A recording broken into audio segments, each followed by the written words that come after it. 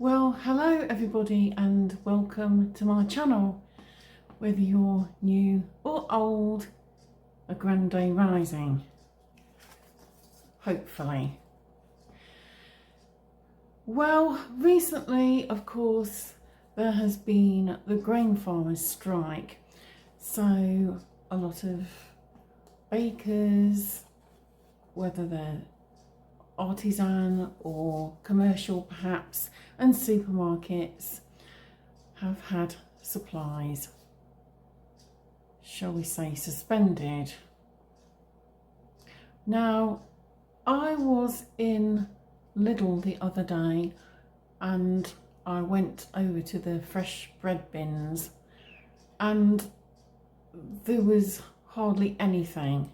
Now, it was only lunchtime and I can't believe that a lot of the bread had already sold out.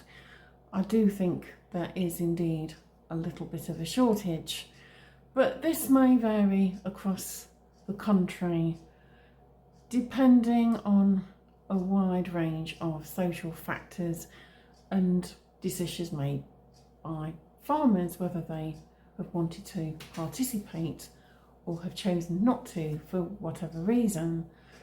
And if they haven't chosen to take part in the grain strike, well, that's their choice entirely, and they ought not to be castigated for that. People do what they need to do, and farmers are, or that they're not in it just for money, but of course they need money to keep the farms going, otherwise they won't have any livelihood.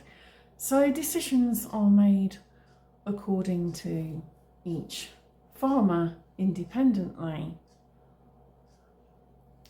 I have a couple of pieces of news from Riverford Organic, but I'm going to split this into two videos. The video I want to present today is called Betrayal at the Finishing Line. This was from a newsletter about a couple of weeks ago, and I'm really sorry that it's taken me this long to get round to talking about it, but here we go. Britain's farmers have been led on a 10-year journey from being proud and respected food producers to reinventing themselves as environmental custodians. Farming relies on long-term decisions, and this has been no different, requiring years of planning and careful implementation for the promise of long-term benefits. But earlier this month, when many farmers literally had plans in place, the door was slammed in their faces with the government's sudden removal of the Sustainable Farming Incentive, SFI, the main financial support for the change. Since World War II, when Britain was so nearly starved into submission, and it really was sketchy at times, my stepmom lived through it, our farmers have been subsidised, initially through price guarantees, then through the single payment and basic payment schemes paid per acre. The first produced food mountains and annoyed our trading partners with the dumping of surpluses. The second delivered little for taxpayers or the environment. It is hard to argue with Michael Gove's 2018 suggestion that public funds paid to farmers should be dependent on the delivery of public goods. The difficulty was always going to be finding a universal, meaningful measure of public goods for the distribution of those funds. How do you value an oak tree, for example, relative to an earthworm, an endangered bird, a kilogram of sequestered CO2, or a clean river? Our complex, diverse ecosystems defy the oversimplification of a single monetary metric. Valid point. Even so, farmers have invested countless hours and thousands of pounds into developing plans for managing their farms under the SFI, where to plant trees, which hedges to restore, which soil conservation measures to adopt. Most people needed to employ consultants to help them navigate all of this, who will still need to be paid. It doesn't grow on trees. Every hour spent attending briefing meetings, assessing options and preparing funding applications is an hour not spent farming. Every pound spent on consultants is a pound not invested in our farms. And after this colossal waste of time and money, there is a palpable sense of betrayal. How can any farmer make good decisions when the government's approach is so unreliable?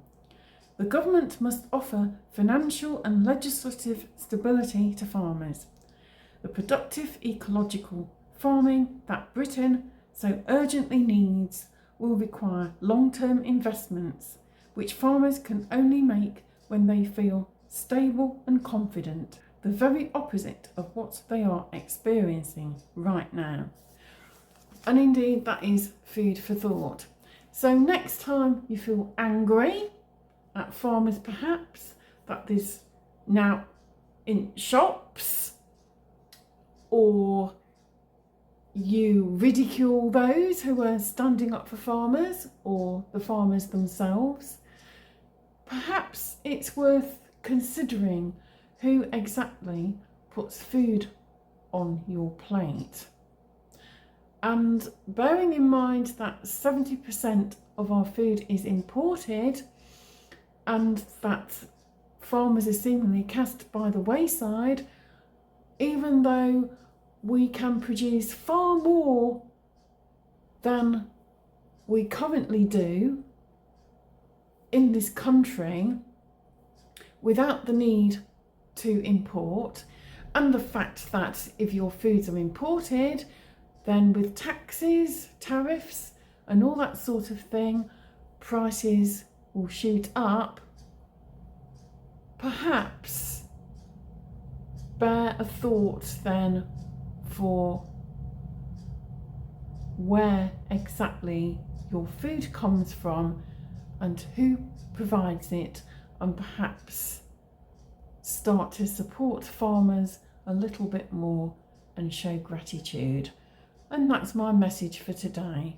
See you again soon, and bye for now, and let me have your comments as usual.